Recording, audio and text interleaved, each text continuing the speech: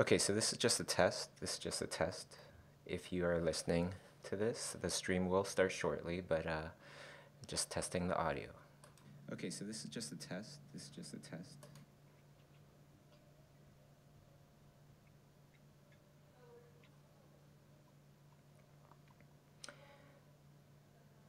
And T, can you say a little something? Yes. Great. Went to see Coco yesterday. It was awesome. And T, can you say a little something? You guys see Coco? Great. Went to see Coco yesterday. It was awesome. Great. Okay, so that's working. And I just gotta test the video audio. This is just a test. This is just a test. Just testing the audio, testing the connection for the stream. And the stream will start shortly, so please stay tuned. This is just a test. Thank you very much. Just testing the audio, testing the connection for the stream.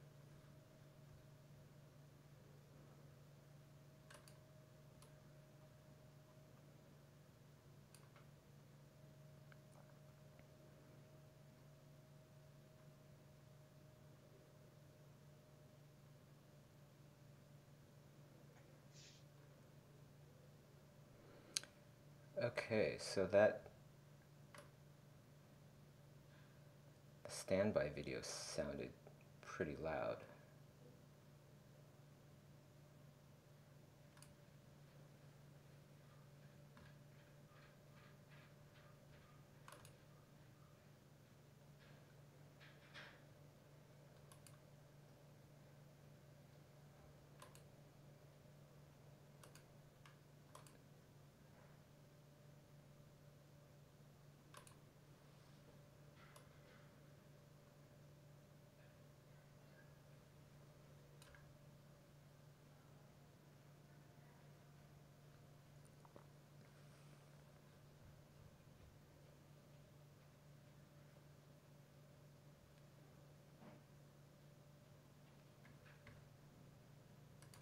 And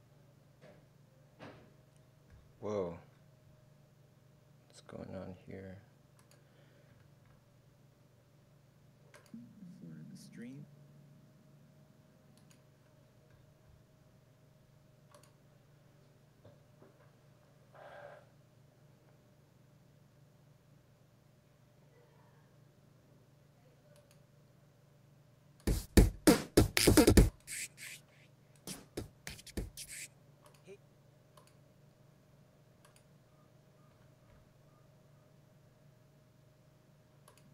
Standby video sounded pretty loud.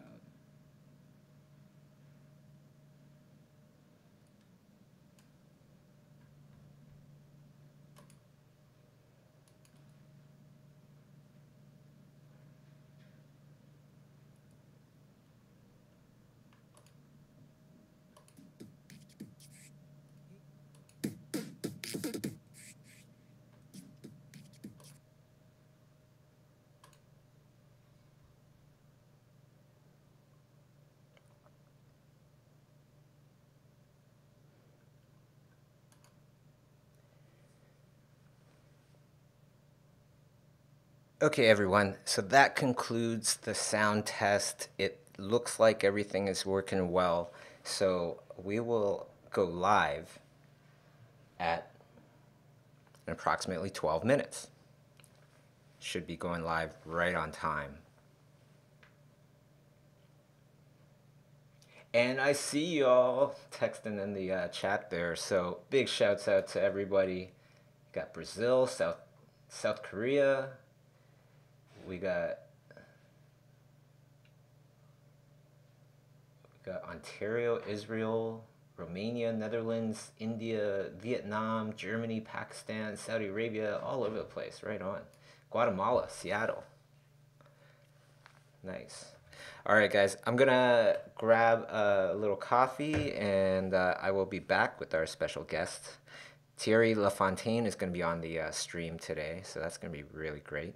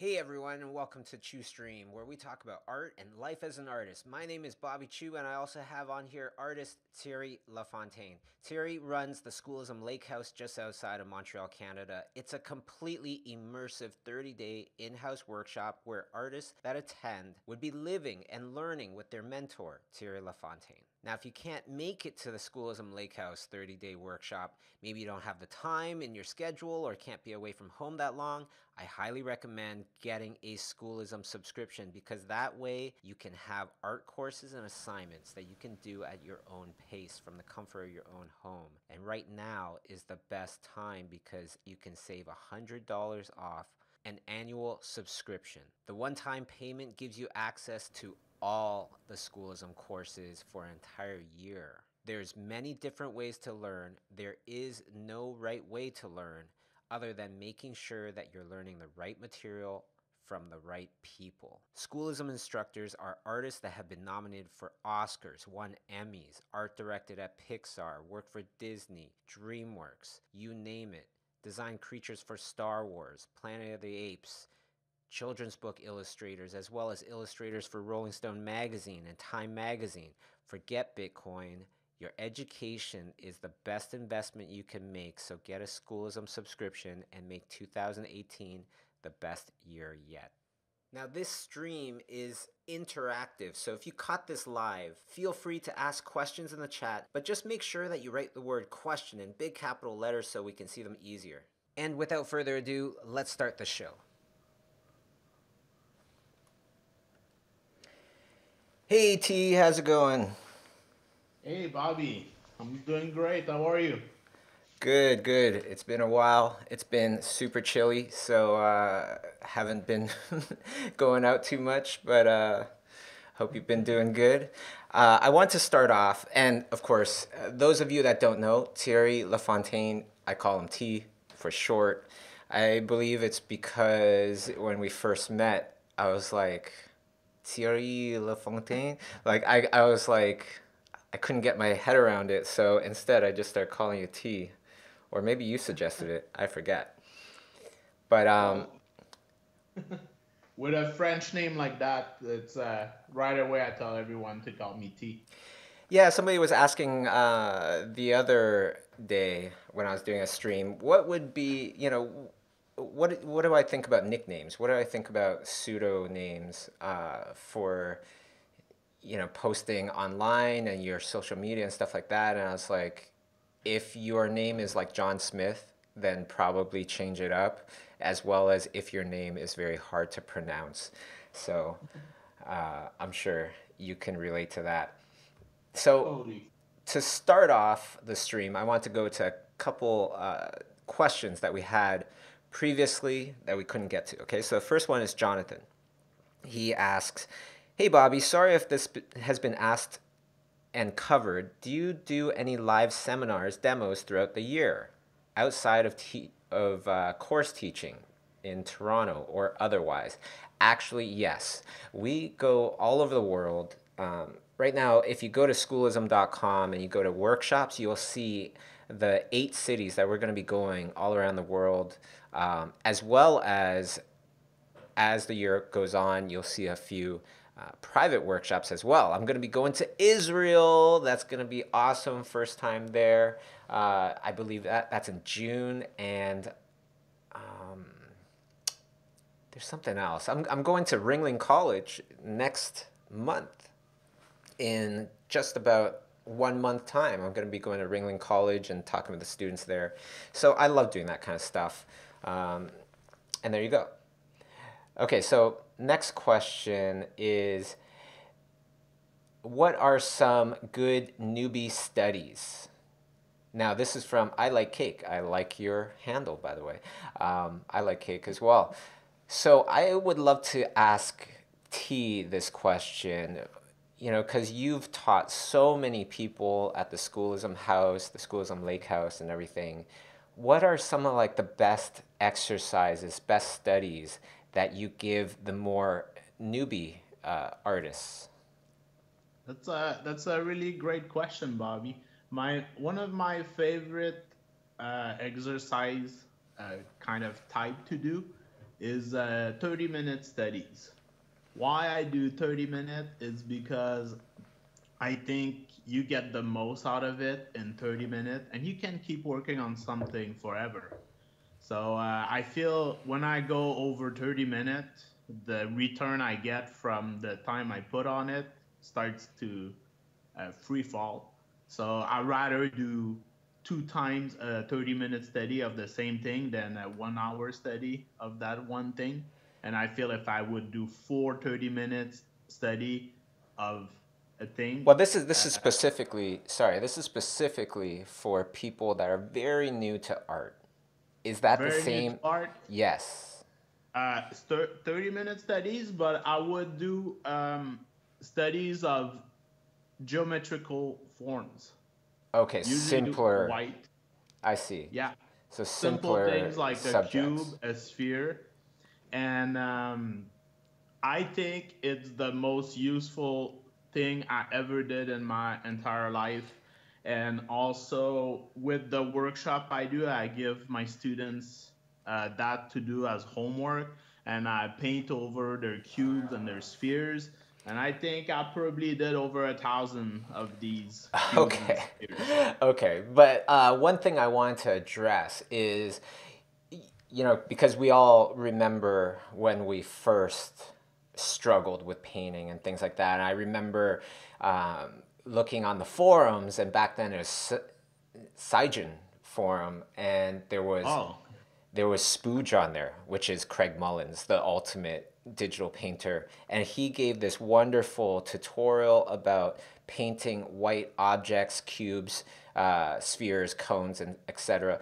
And I was looking at this. I was gobbling up the info. I loved it, but at the same time, I was like, but I want to do that kind of concept art, that really epic stuff. And cubes, spheres, and cones are they are the least related to epic stuff that I could even think of. That's how I perceived it.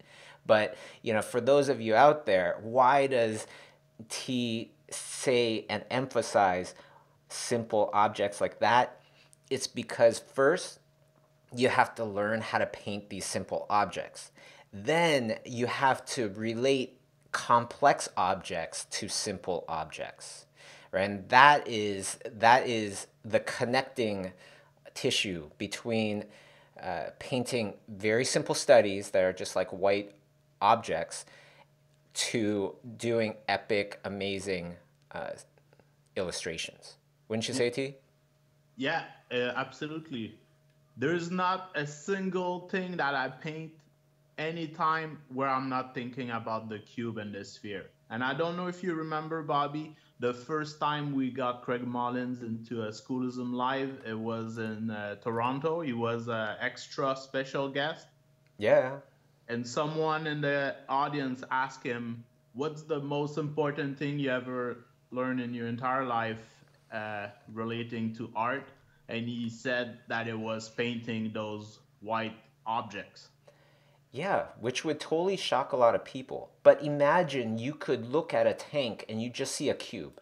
Then you could literally rotate the cube in your head and all of a sudden paint the tank from a upshot, 30 feet in the air, even though you're not actually 30 feet in the air looking down at a tank. You're doing it all Hmm. out of your head, right? Being able to paint very complex things. The key to it is being able to observe it and think about it in a very simplified manner so that your message is simple, everybody will understand it, and when you're thinking a lot simply, you have more control over it. And Kim Jong-gi was saying he thinks about cubes and boxes all the time, right? In your interview? Yeah, yeah. I've seen him draw these just cubes in perspective, and then all of a sudden put like a soldier on the ground in this crazy angle and everything. But it totally lines up to the cube, right? So, painting exercise, to answer the question, uh, I'm not, it was about painting. Yeah, yeah, and you totally answered it. You should paint simple subjects in the beginning, right? And look for the nuances, the subtleties, and the tones, and the texture, and everything. Is a box completely, is it going to be completely smooth and shiny and just perfect? It's probably going to have some sort of texture somewhere, right? Mm-hmm. So even if you feel like you can paint a box really well, I would question that. For most people, there's still many things to learn. So why don't we go to another question here? Somebody was actually asking, I'll just answer this simple one. Who's the one painting? I'm the one painting this one. This is, well, this was at first, it starts off, I don't know what I was thinking of. It doesn't really make sense because there's snow on the ground and there's tropical leaves in the background, but I take care of that later on. This was very just unplanned and just painting for fun, which ended up becoming a popsicle unicorn. So stay tuned and you'll see the popsicle unicorn appear. Now, let's go on to the next question here, and I'll take another question from the previous week. Axel said, in the book, The Perfect Bait, you spoke about needing to become motivated in order to be able to work hard and love it. I was wondering if you could explain on how to get motivated. Now, it seems like, and this is wonderful, it seems like these questions, it almost has a theme to it, fundamentals, uh, starting off, perhaps starting off as a professional. So this is really great because when you become a professional, you don't have assignments anymore. You don't have deadlines anymore. A lot of times you're making up your own projects, your own assignments, so to speak. So how do you stay motivated? Now, I have a lot to say about this, but I'll give it over to T first. How do you stay motivated when you're the most motivated? How does that happen? It's when I draw and paint stuff that I'm excited about. And, sometimes I like to do quick stuff because you get kind of an instant reward. And my trick to stay motivated is that I work on a bunch of different things at the same time. So Mm. if I feel I get a little less excited about something, then I'm gonna work a little bit on a sculpture. And if I'm a little tired of that, I just go on a watercolor. I do some gouache studies. I paint on the computer. I sketch. So um, drawing and painting stuff that you love is kind of exciting. That's a real great way to warm up, I find. But, what if you're on a project that you don't necessarily love, or you got stuff to do today that you don't necessarily love? How do you stay motivated? That's a really good question. Like for me, I meditate. So, why does that help? I'll tell you. When I'm meditating, I do a guided meditation by Dr. Joe Dispenza. He wrote this book that I really loved. Over the summer, I was reading this book called You're the Placebo, which is very good. Anyways, so this guided meditation, during the guided meditation, he asks you to focus on kind of like a couple things that you would like to change or you'd like to be or whatever. And I would imagine that I'm super motivated. And actually, he asks you to, I'll tell you a funny story if that's okay. He tells you to concentrate on two things that you want to change. Okay, so one for me is being motivated, just energized, and not just motivated, but you try to put it in a way where it's a lot more emotionally impactful. So instead of just being motivated, I think about being very, motivated to the point where I am changing people's lives in a positive way because, as you know, T, that's been my kind of mission statement forever. Yeah. So I think about that. When I think about not just being motivated, but, oh, people are really being affected in a positive way. They're getting a better life. They're getting a better career by me sharing or whatever.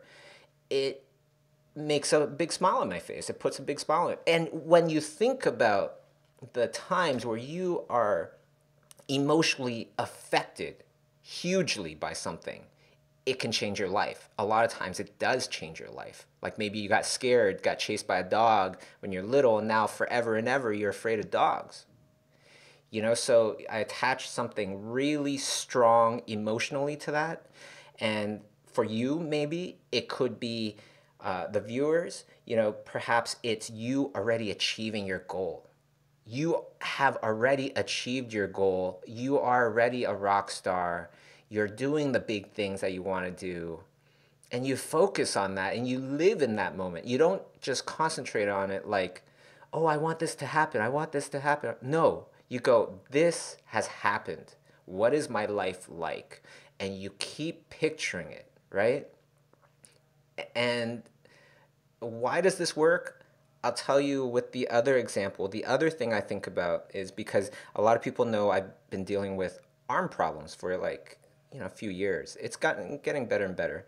Um, but one of the things I do is I think about not just I have a good arm now, and this gets a little embarrassing, but instead what I think is I have an amazing, sexy body that's just like, you walk down the street, everybody's looking, just going, wow, that guy has an amazing body. Now, it's not like that is my goal, but I'm trying to attach a big emotion to the fact that I have a strong, healthy body. I just want my arm to work well. But when I picture that I have a ravishing body, and it's amazing, will I want to go to the gym after? Yes, I would, because I'm thinking all I need to do is maintain this. You know what I mean? So if you think to yourself, I have amazing art skills, I have amazing art skills, I am really good at art, now all you need to do is maintain those practices that got you there. Because you are no longer the student, you are no longer the entry level professional, you are the high level professional that is in demand. And what kinds of practices does that person do? That person does a lot. Super That's long really answer. cool. And that's from, is it, can you name again what person or book that was from?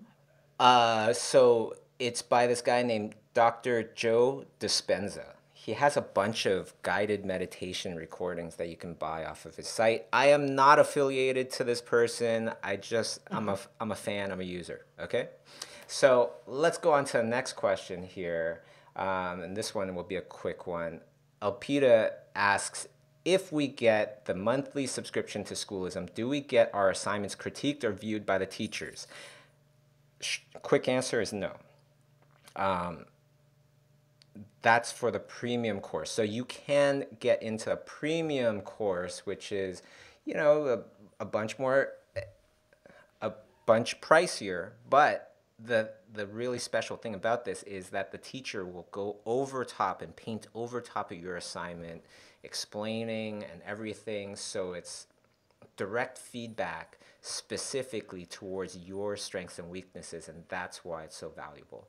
But the subscription, the monthly subscription, hey, I do the monthly subscription. It's great because you just pay a one-time fee and you can access all the classes now.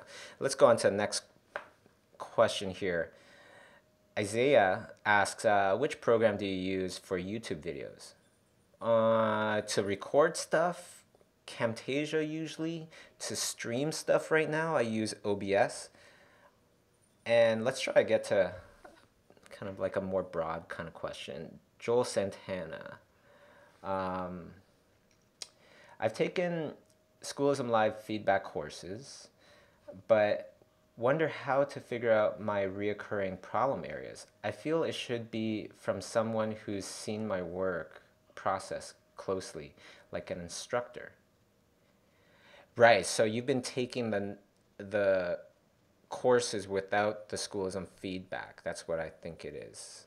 I, isn't he saying that he took it with the feedback, but he'd like someone to see the process? I think it's a little mixed up. I think he's Okay. saying that he's taken the Schoolism subscription courses, but what he would need to do to get like in-depth feedback is take the premium, courses with the feedback, the critique sessions, Uh-huh. Okay. and that's fantastic. I did an undercover little Mission. class, right? Yeah, you know about this. I took Cody Gramstad's Painting with Light and Color, and it's the course that Tonko House, Dice Tsutsumi, Robert Kondo designed. And it was fantastic. I took it with the feedback. Cody gives like half an hour to like an hour worth of feedback. It's like a whole nother lesson. Highly recommend taking a class with him. Because I also took it under a pseudonym, so he didn't know that it was me. So he was treating me just like everybody else, and I got the same thing. Half an hour to an hour feedback is incredible. What is one of your favorite? You've taken a bunch of classes with feedback. Off the top of your Yeah. head, what was your What what was my favorite class? It's today? such What is a, your favorite class? Yeah. I took all the Nathan Fox that were amazing. I took the Tonko House class, but it was with Dyson Robert. That was amazing too. Sam Nielsen's first class was like life changing. Fundamentals of lighting. Yes, I still use everyday stuff I learned in this class.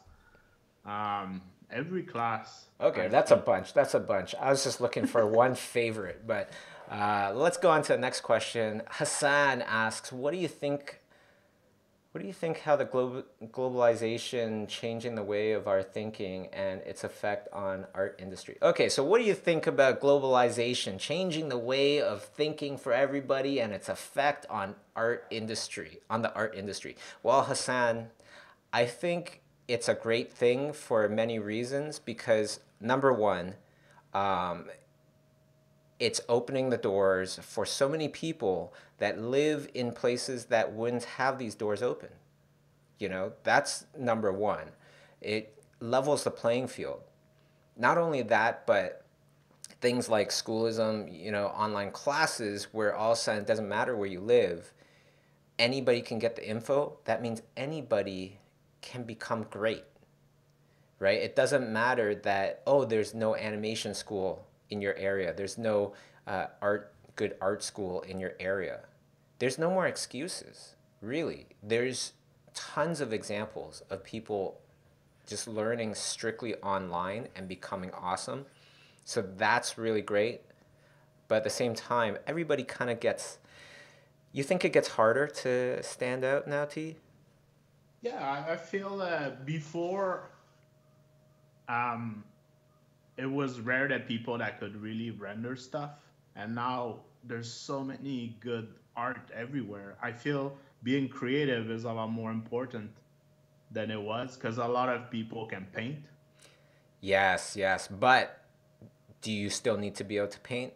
Is it kind of like, I feel like, is it an additional thing now? So now it isn't. It, It's not just only you need to paint well, but you need to have good ideas and you need yes. some extra special stuff about it. Right? Yeah, man. It's, But it's good because it yeah. raises standards. Well, all in all, if you think about it, before you needed to be pretty much like one of the top 5% in the industry to really crush it and really make not just have an okay career, a pretty good career, but to make an impression, to make an impact, you need to be at that top 5%. And back then, it was a different 5% than it is now. Now, the top 5%, they need to know how to paint and design and all that stuff, and they need to have good ideas. Yeah. Awesome. When are you going to the Philippines? When are you inviting us to the Philippines? I don't know. I would love to go to the Philippines. As many of you know, Kay Asadero, my lovely, super talented wife, she was born in Manila, came to Canada when she was 12. So, yeah, I would love to go back. I've been there once. Okay, Mike has a good question. This one is probably for you, T. What makes a successful applicant when applying to the Schoolism House? Do you have any examples for successful portfolio submissions? So, what do you look for, T?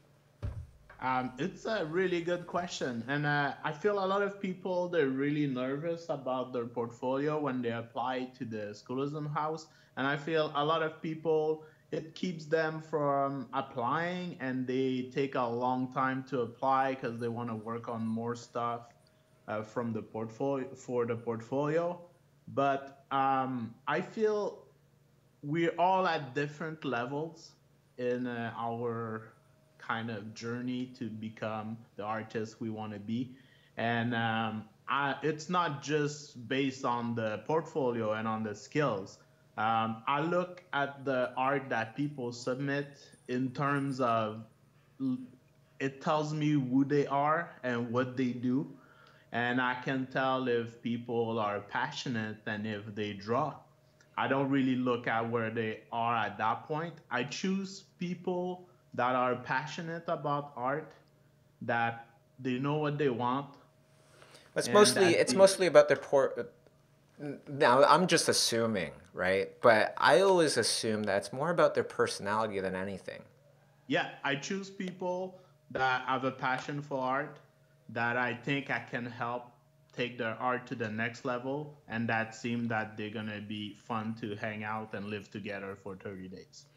Yeah, because the thing is, I don't know about you, T, but I've always been a slow learner, I feel.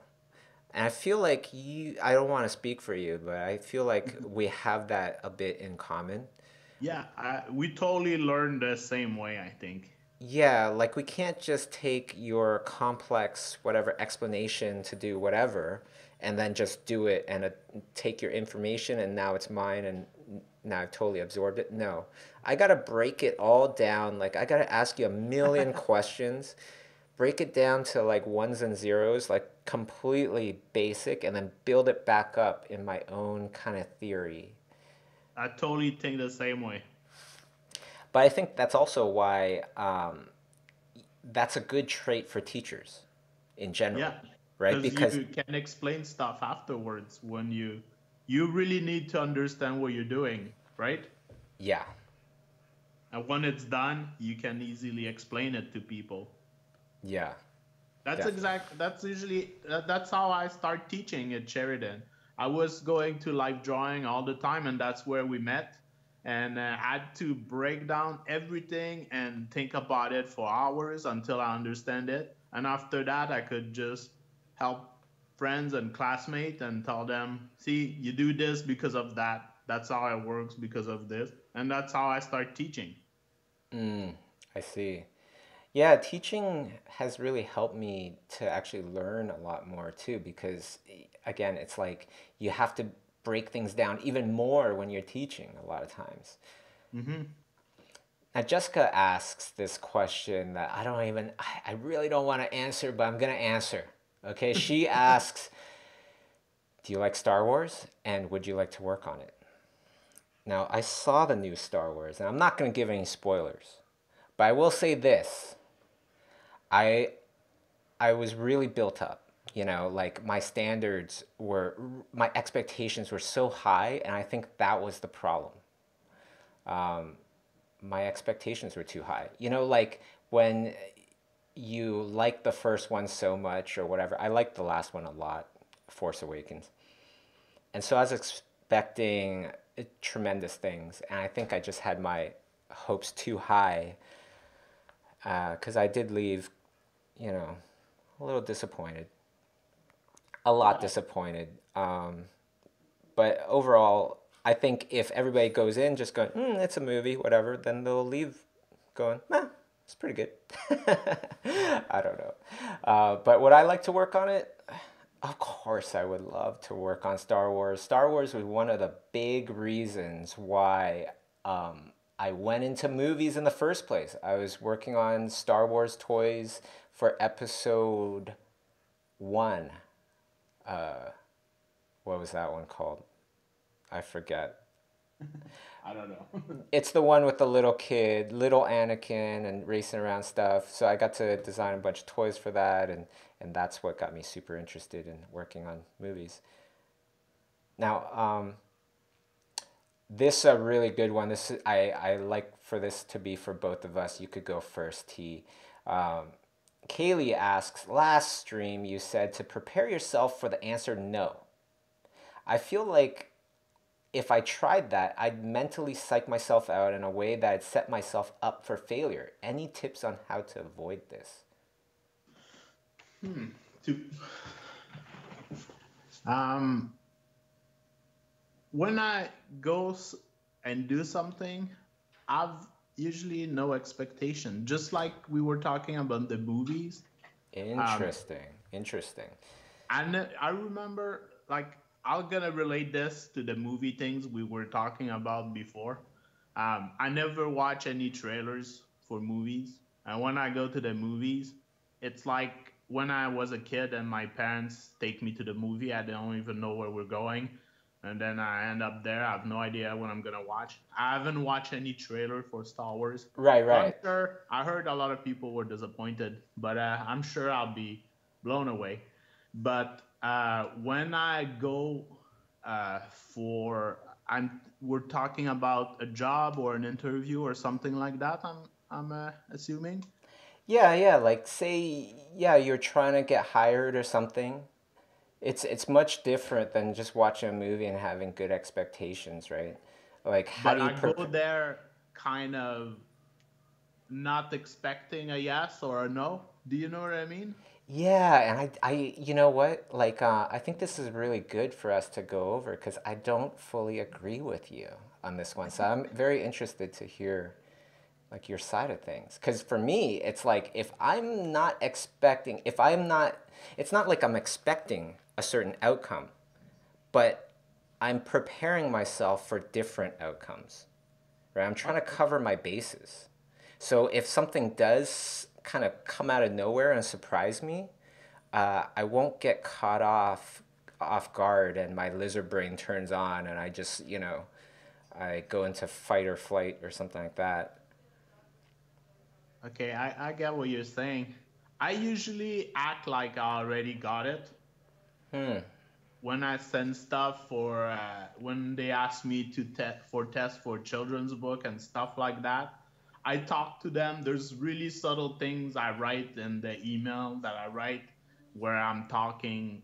I'm not saying like if I get this, blah blah blah. I'm saying so when I will start this, I will blah blah blah. So there's in the way I talk to them and write to them, I assume I already got it, but it's more of a subconscious thing, assuming that I already have it. But if I go for an interview or something like that, I read this thing once. It was saying over prepare and then go with the flow.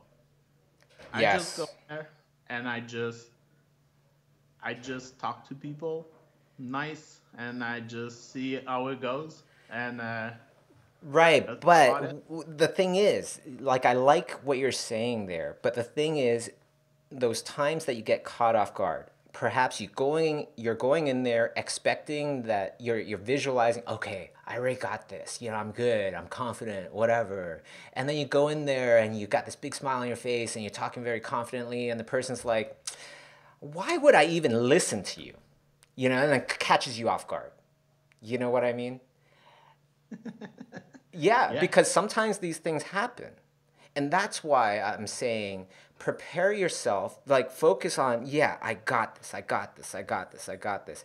And then towards the last 5 minutes or whatever, towards the last bit is when I think, okay, if this person jumps out and starts yelling at me, if this person does this, this is what I'm going to do, right? And just this is how I'm going to bring it back to a successful result. You don't do any of that? So I don't do the that part that you're talking about, but you think about the possibility of success as well. You're just saying think Absolutely. about be prepared for every kind of possibility, including rejection. If I want to give it some sort of weird ratio, I would say 80, 75%, I'm thinking success. I'm visualizing, I'm preparing myself mentally, psyching myself up to be confident. And then the 20%, 25%, I'm going over scenarios where things might start to go wrong and how do I bounce back. Okay, that's cool.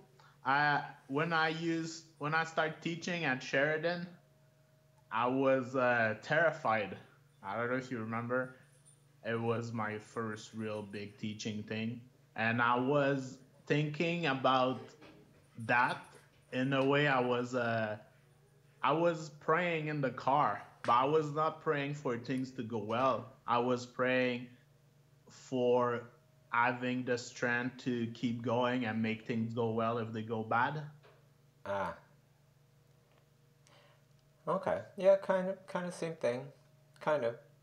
Um, but for me, yeah, like I'm not just thinking about having the strength, I'm thinking about what would I actually do, right? So, two different thoughts, two different opinions. Let's go on to the next question here.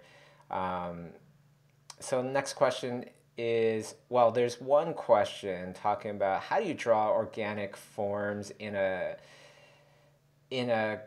curvilinear perspective, so fisheye perspective. That's okay. So that's something that it feels like it needs a demo, all sorts of stuff. I'm gonna just go on to the next one if Teleperte doesn't mind. Lisa J asks, I'm trying to get into art school for animation, and my school of preference only takes 18 people each year. What would be the most important thing to focus on in my portfolio? I think the best thing to do is go to that school, whatever school that you're trying to get into, talk with the teachers, ask them is what are they looking for in your portfolio. Perhaps go there with some stuff and go, is it like this, is this what you're talking about? Because I remember when I was applying for school for Sheridan College Animation, I read their portfolio thing, I did it, but I did it wrong. I didn't know what they were exactly looking for. They just said draw a bunch of naked people in different poses. I was like, okay, I could do that. you know but I didn't know that they were looking for build it up with simplified structure first. You're building from the inside outwards and so on and so forth, because I could have totally did that. First time I applied for Sheridan, Bobby, I got 10% on the portfolio. Nice, nice. And that is why T accepts people for the schoolism house mostly based on their personality and how they are, like, in their heads rather than their portfolio. Because anybody, there's going to be some people that start off very strong and then they putter out and no more gas. Then there's other people that start off slow and keep building and building until they're a giant rocket ship. Mm. So it's not right to judge people in the very beginning, because there is no way of knowing. There is We no were way of all knowing. there, you know? Exactly, exactly, exactly. And It's like judging a baby, you know? It's like you draw like a baby, you know? well, I don't know if it's like judging a baby, but I Well, get I get what you're saying. we all been like at the beginning before we could even draw, you know? Any successful artist had to start from nothing. Absolutely. So you can't really judge on where people at, but you can help them get further and take their stuff to the next level. Yeah, there's no way of knowing. No matter what your background is, no matter what your situation is, there's no way of knowing whether you're going to succeed or you're going to fail. You know, Interesting little story to think about, right? There's this father, very abusive. He's a drunk. He beats his kids, two little sons. And when these two sons they grow up, one becomes a belligerent drunk, very violent towards his kids, bad temper, just horrible. and the other brother turns into the most outstanding citizen, the best father, always taking time to listen to his kids and be with them, and just such a role model. And when they were asked, each of them, how did you end up this way? They both said, with a father like that, how could I not? Right? That's a pretty cool story, I think, because it's That is just awesome. like, it doesn't matter your situation. It just matters the choices that you make, Hmm. with your situation that will determine your outcome. Anyways, why don't we go on to another question here? Ariel asks, I'm a children's book illustrator who just bought a Schoolism subscription. Right on. I'm working my way through Alex Wu's gesture drawing class. What other courses would you suggest for my profession? A really great one, just off the bat, I would say Wouter Tulp's expressive characters class. He has illustrated over 100 children's books. Um, so he's fantastic. And another one would probably be a painting class, and also perhaps a storyboarding class because you're telling stories. Is What? Chris' class still there? Yeah, yeah. Chris's class is still there. Chris Pern teaches storyboarding on Schoolism. He has a class on there. Why don't we go on to the next question here? So, Where Crow, how did you keep yourself going when you're running against a wall with your art? When you felt your creativity and your craft was at its lowest? Wow. What do you I think? feel for creativity, for me, is to get outside of the house and do anything. But I what are you just thinking about when you're outside doing anything? Are you thinking, what's a good idea? What's a good idea? What's a good idea? I just observe people and things happening, and I see so much cool ideas. Mm, okay. But you live in the woods. You live on the side of a lake. You go outside, there are no people. Yeah, yeah, but I mean, there's like place I can go when there's people. Oh, Like okay. there's farms and stuff like that, or just outside. I Yeah. see a bunch of cool stuff. The other day there was like tiny, tiny little frogs. And Mm. like there's always I discover thing in my backyard like all the time. And it works as well, I think, if you're in the city that if you're totally in the country. It is true. There is inspiration wherever you go. It doesn't really matter. Like when I think about those frogs in our little frog pond in the schoolism house, to me, that's like Lord of the Rings happening there, where it's like these big creatures and these small creatures, and it's war. And they're like eating each other and stuff. It's crazy. When And I, do stuff with your friends, do stuff like me. My niece is 4 years old and my nephew is 1.5, and they have so much imagination. I just If I run out of ideas, I just hang out with them. Or you might have some friends like Flavio, that Bobby, that did the workshop. Every time I hang out with Flavio, some really crazy thing happen. right, but this is talking about like, well, I'm not sure how where Crow is and where this person lives or anything, but if you got no friends around you, if you got nobody around you that understands what you're doing, hey, I'll give you a suggestion. Look up Thierry LaFontaine on Pinterest, and you can follow him because the other thing that we do is we make little Pinterest boards, and we post up and we put like cool images and stuff like that. And you did a really great job of like separating them into different categories and such. So if you ever do have kind of like a creative block, what I do recently is I go to your boards, T, and I just check out your different boards that you have, and start painting some, or get inspired by some to create my own thing. That's happened multiple times in the last month. Thank you, Bobby. I love researching things, and the internet is such a great source of inspiration. You can spend hours on there Yeah. without even wanting. And the other thing is, I should have thought about this in the first place.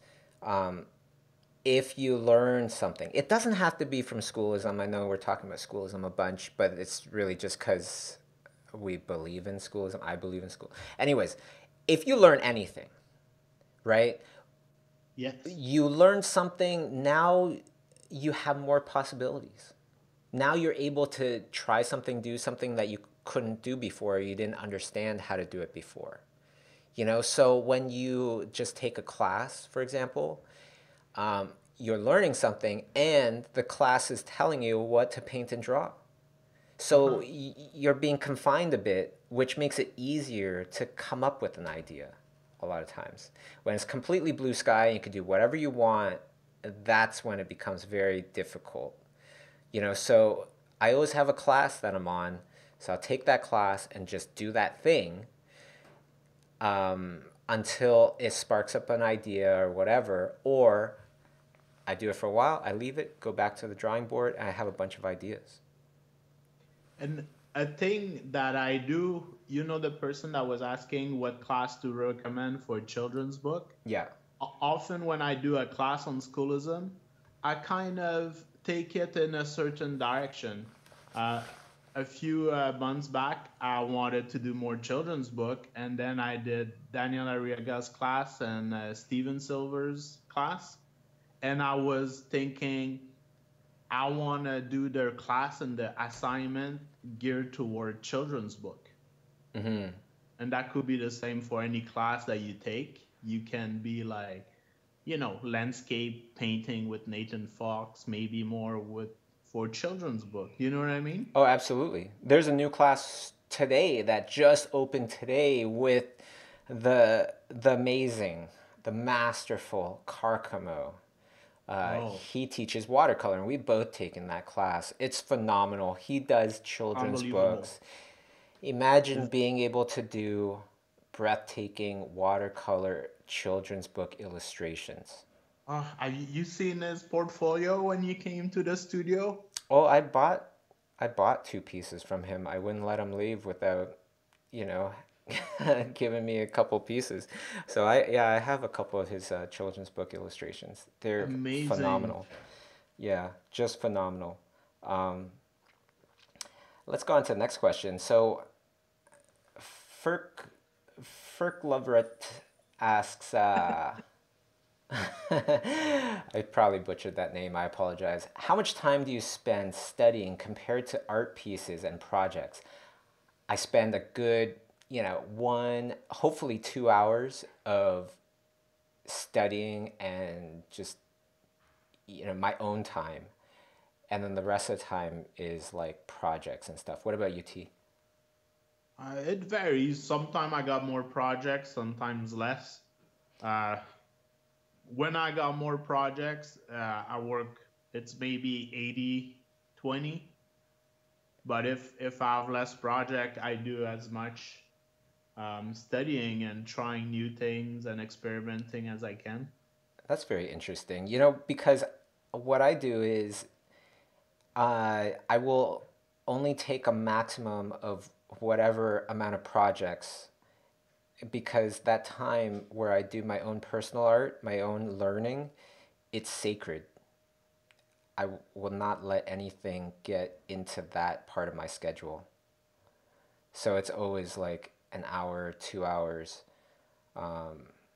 There is the occasional emergency and things like that. So, but for the most part, it's quite strict. And I try to, when I have less project, I try to work on personal projects Hmm. and to do kind of try to do stuff that I cannot do and try to get to that level because I feel usually I take projects that terrifies me and I think I will need to get my art to the next level to do that. Hmm. And I tried to do that for some personal projects that I work on as well. Actually, this painting, somebody was asking, how come the thumbnail for this painting was done and now you're painting it? Well, this is pre-recorded. YouTube magic, everybody. And that's because if I have to read a question, then I have to stop painting. And I just felt it'd be nicer if you just watched me paint something where I'm just thinking about the painting. Because a lot of times, as well, when you're talking and you're thinking about all this other stuff, then you don't really give it your all in your painting, right? So Hmm. that's why you're actually seeing this painting being done. But the cool thing is that you get to see the whole entire process of this painting from the initial idea, which changed quite a bit until the end, and still there's the tropical leaves, the tropical plants in the background, but now I put snow on them, which doesn't make sense either. So later I'm gonna change them to, I think, like pine trees. That was the idea behind it. But um, this is a personal project. I've been painting. If you follow me on Instagram, where you can see the link on the screen there, you'll see that I have like a series of unusual unicorns. And that's just a personal project for me. It's not for anything, it's just for kicks. You know why? It's because um, unicorns are supposed to be unique, they're supposed to be special. And I've just felt like nowadays they're not as special anymore. You know what I mean, T? Like it's almost Uh-huh. cheesy, like a cheesy theme, fairy Yeah. riding unicorn battling dragon or something like that. I just want to bring the unique back. That's awesome. It's like really great. How did you get the idea? Because of that? Yeah. Did it happen at a specific time where you were like, you know what? Um, I wonder. I believe it was just somebody saying, like, using the term unicorn as like, oh, that's the special one. Oh, that's the unicorn, Okay. right? And I was Okay. like thinking, yeah, but unicorns aren't even that special anymore. When you draw them, anyways. So, yeah, bring it back. Bring back the Br- unique in unicorn. You're bringing back the unicorn in unicorn. There you go. Let's go on to the next question. Bilu, did any of you have a non art related job? I'm about to get one, but really anxious about feeling like I'm losing time. But I really need the money. Love from Argentina. Hey, right back at you, Argentina. Um, did I ever have a non? We both have had non art related jobs.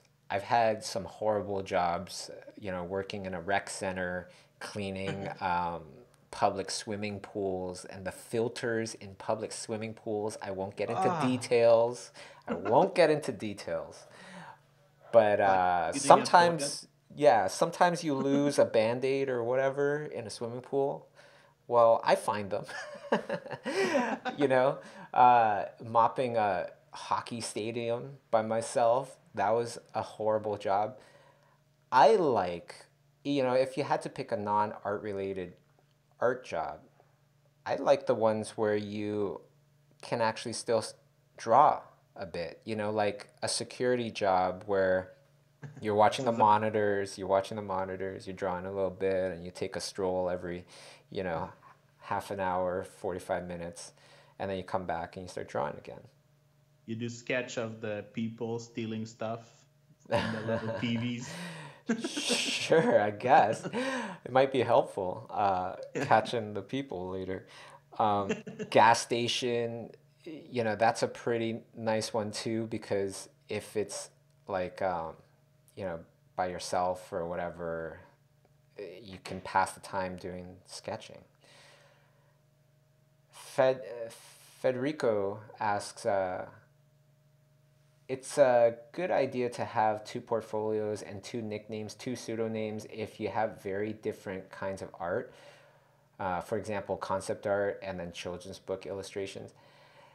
Yeah, if the concept art is like for Walking Dead and then children's book illustrations are for like 5-year-olds, yeah, I would say you would probably. It depends on how different they are, right, T? Yeah, I was thinking about that lately, and we talked a little bit about it before. Yeah, a Uh, long time ago, I was thinking of having this other pseudonym. Do you remember what it was? it was an animal name or a color. Is it something like that? It'd be the Green Lizard. I just put my name as the Green Lizard everywhere and do whatever the hell I want. And the idea was, can I get traction if I had to start all over with a completely new name? But would you have a website for a person maybe with two different sections, a concept art and a children's book, or straight up two names? I would have two names. I would have two Yeah. names, two websites even. Yeah, if it's that different. Okay, if it's very similar, like I do live action films and children's stuff, absolutely. Um, but it's even though perhaps Men in Black might be kind of scary for little kids, um, or there's like an alien movie that I did that was kind of a little gory but funny, hasn't come out yet. Um, I work on a children's book or a children's film for literally like, 6, 7, 8-year-old kids. It wasn't that bad. It's not that different. But if you're going from hentai, totally rated X stuff and then doing like children's book stuff, yeah, you should have completely different names. It just depends on how different your two passions are. Mm-hmm. Porn and children book. Yeah, I wouldn't recommend it. I'm only saying that example because I was actually thinking about a portfolio that somebody asked me to review and it was totally that. It was mind-boggling how this person wouldn't kind of separate the two. Anyways, Brahma asks, focus on one discipline or just do what you love when you want it. I work as a motion designer and I would like to change my career when I feel like my skills are up to the challenge.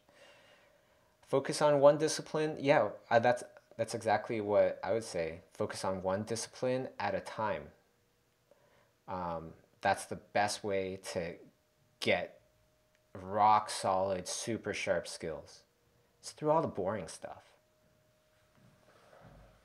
right? Yeah. Storm Engineer asks, I struggle to paint loose. I always end up over rendering because it feels off, or I'm just trying to fix it until it's very tightly rendered or loses life. What do you suggest, T? 30-minute studies. Or paint small, you know what I mean? I always use probably a smaller second window. Mm-hmm. I know you talk about that in your class, but Yeah, I have a smaller window right now on right the now, screen. okay. So this window helps you see how it looks from far away. And often when I do really short studies, like 30-minute studies, sometimes I don't use a small window because my main window is as small as the small window. So I paint really, really small and it helps you keep it loose. And if you know there's a time limit on it, then that's going to be it. Then you don't have time to super render stuff. Mm, great. Well, yeah, be time conscious and everything as well. Absolutely. Here's a familiar one from Noah, our friend in Israel. She's the one that is going to be hosting the um, Tel Aviv workshop that I'm going to be attending with Sam Nielsen. So that's going to be awesome. Noah asks, I find myself lately getting stuck between the stuff I need to do and the stuff I really want to do. Did you ever encounter it? And if so, how do you deal, decide, or focus and move on? That is a common thing that will happen to anybody that um, that is kind of like a proactive person, I think. You know, a lot of times, especially as we start to tumble our way through life, things kind of stick on us like little burrs, you know, responsibilities and things that you might start and now need to continue. You know, when we were talking earlier about painting our own stuff, time for studying, and all that stuff, I think that is kind of like the key to answering this question is that you can't let anybody touch that sacred time, not even you. You can't change that time where you are supposed to work on the things that you really want to do. Schedule it in. Right now, Noah, look at your calendar. Look at if this week is too tough, you know, because Christmas and all, or the holidays, or whatever anybody is celebrating out there. If you guys are, you know, in the same situation, look a week from now. Or if you're super busy, 2 weeks from now. Pick a time right now on whatever day. Block it in. These hours is going to be for doing your own stuff. And as long as you block it in ahead of time, you will be able to manage. If anybody, if right now, say one of your family members, your parents, or whatever, needed you right now, it's an emergency. You need to deal with this.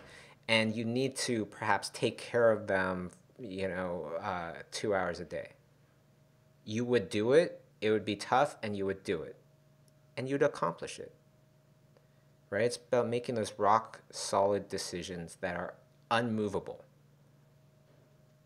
I think Marcelo Vignali was saying that as an interview. And he absolutely influenced me with that interview. He does talk about that. He was saying you have to be unreasonable. Yes. So I want to ask you a tough question, T. Do you have a time that is unmovable that is for your personal stuff right now?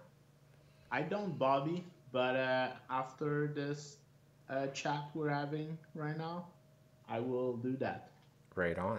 Awesome. Let's go on to the next question. So this is Samuel asks, I'm currently trying to work on color and light. Any tips on doing studies more effectively? T? To work on color and light, I feel Doing your from real studies. life Yeah. studies, Yeah, doing studies but more effectively. well, you know, Half an hour time limit, that's what you'd say? for the color studies, you know, I keep it under an hour. But I feel I love to do it from real life, but that can be really hard. Um, I don't know if you remember, Bobby, but before you were saying you gotta study from life, from pictures, from um, Other people's art? yeah, and from imagination. Yeah, I still believe in that. But I feel the most beautiful color you ever see is from real life. And when I take a picture, I'm usually always super pissed off. I'm looking at something and I take a picture and I feel, but at least if you see it and you took the picture, you kind of remember a little bit. But I feel the most beautiful color you ever gonna get to study from is from real life. And I don't know if that person only does stuff digitally, but one thing that helps to do stuff with real life is to paint traditionally, and it influence a lot the way you paint digitally. Um, Me, when I work on color, my one of some of my favorite exercise of color that I do is I think it's at the beginning of every class from Nathan. He makes you do studies from master and from real life, and it's Nathan's little painting, if you look at Nathan Fox little paintings on his blog Landsketch, they're all 20 minutes to an hour, and he does two a day every day, no matter what. And they're very small. They're like 2 inch by 3 inches. So he does two a day. And I feel keeping it short like this, you can do many, many, many instead of spending a lot of time on one. Fantastic. Thank you so much, T, for your awesome advice. And thank you to everybody for tuning in. And for those of you that are Schoolism members, part of the Schoolism community and everything, you're subscribed, you're on the Facebook group. Got a special surprise for you. Tomorrow, we're going to have the director, Jorge Gutierrez, on the stream live for just the Schoolism feedback group people, where you can ask him questions, and I'll be asking questions and everything. And so definitely join us tomorrow for that. And if you're interested in the Schoolism House, go to schoolism.com and apply. Right now we are taking application for February 25 to March 26. If you yes. want to come and hang out with me for 30 days of intense learning and painting and fun, and we get a guest artist every workshop to come hang out with us for a few days, and it's painting, drawing, learning from the time you get up to the time you go to sleep.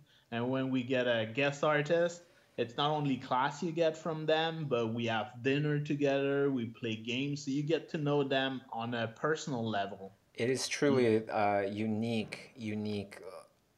You remember for the rest of your life kind of experience. So, if you're able, I would say go for it. It's a really great thing.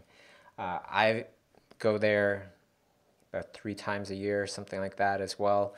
So it's super fun. And of course, there's a bunch of little announcements. So the Schoolism winter sale, get on that, get a year subscription, because right now it's $100 off for an annual subscription. And of course, hope to see you guys at the Schoolism workshops as well.